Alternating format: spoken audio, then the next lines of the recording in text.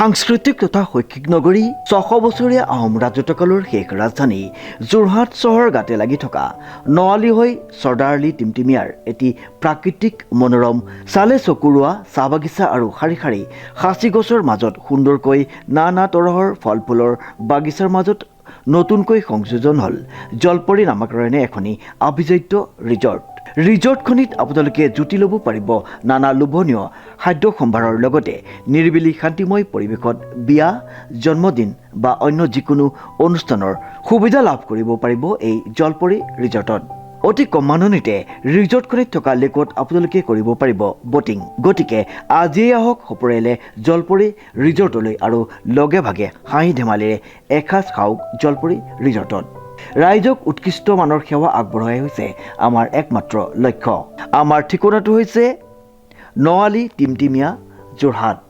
আমাৰ যোগাযোগৰ নম্বৰটো হৈছে 7896524655 অথবা 6001394297।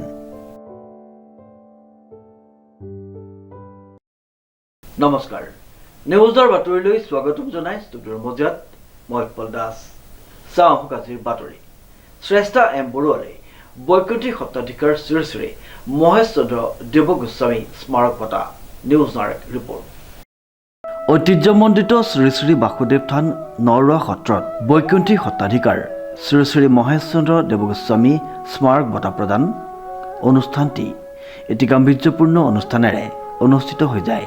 উল্লেখযোগ্য যে বৌদ্ধিক সাংস্কৃতিক আৰু শৈক্ষিক ক্ষেত্ৰখনৰ শিক্ষাৰ্থী আৰু অভিভাৱকসকলক উদগনি জনাই উত্তৰণ ঘটোৱাৰ মানসেৰে 2011 বৰ্ষৰ পৰাই শ্ৰী শ্ৰী বাসুদেৱ থান নৰুৱা সত্ৰ উন্নয়ন সমিতিয়ে বৈকুণ্ঠী সত্ৰাধিকাৰ শ্ৰী শ্ৰী মহেশ চন্দ্ৰ দেৱগোস্বামীৰ আটাৰ সোঁৱৰণত তেৰাৰ পৰিয়ালে আগবঢ়োৱা ন্যাস পুঁজিৰ সোঁৱৰণী বক্তৃতা আৰু বঁটা প্ৰদান কৰি আহিছে।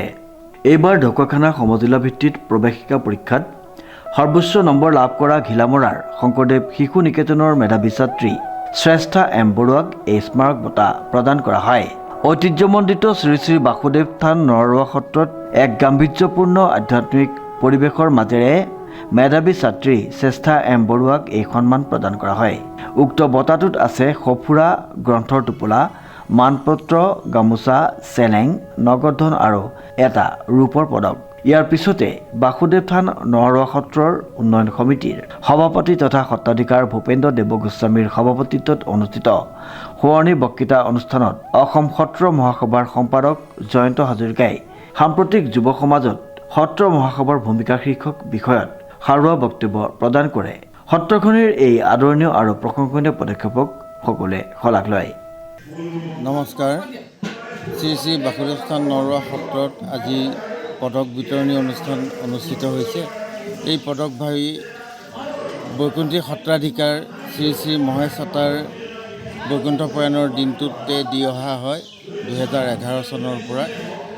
ইয়াৰ প্ৰধান উদ্দেশ্য হ'ল ছাত্ৰ ছাত্ৰীৰ শৈক্ষিক উত্তৰণৰ প্ৰতি চিন্তা কৰি লগতে বাসুদেৱ থান নৰুৱা সত্ৰ যে অকল ধৰ্মীয় দিশতে ব্যস্ততা থাকে এইটো নহয়, শৈক্ষিক দিশতো যথেষ্টকেইটা অনুষ্ঠান প্ৰতিষ্ঠান এই অঞ্চলত বাসুদেৱ থানৰ নামত প্ৰতিষ্ঠিত হৈ আছে। তাৰে উদ্যোগী হিচাপে মহেশ চতা এজন পুৰোধা ব্যক্তি।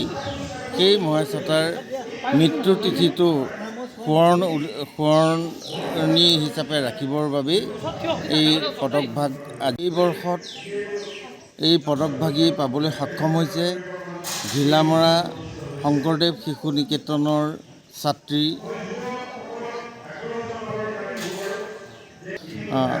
এই বছৰ এই পদকভাগী পাবলৈ সক্ষম হৈছে ঘিলামৰা শংকৰদেৱ শিশু নিকেতনৰ ছাত্ৰী সুখ্যাতিৰে উত্তীৰ্ণ হোৱা শ্ৰেষ্ঠা এম বৰুৱাই। তেওঁক পদকভাগী দিবলৈ পাই আমি সুখী হৈছোঁ। এই পদকভাগীৰ লগত নগদ ধন, এটি ৰূপৰ পদক, শাস্ত্ৰৰ ধৰ্মপুথিৰ এটা টোপোলা লগতে এভাগী শৰাইসহ তেওঁক সম্বৰ্ধনা জনোৱা হয়। Jintu কোচৰ report, news now.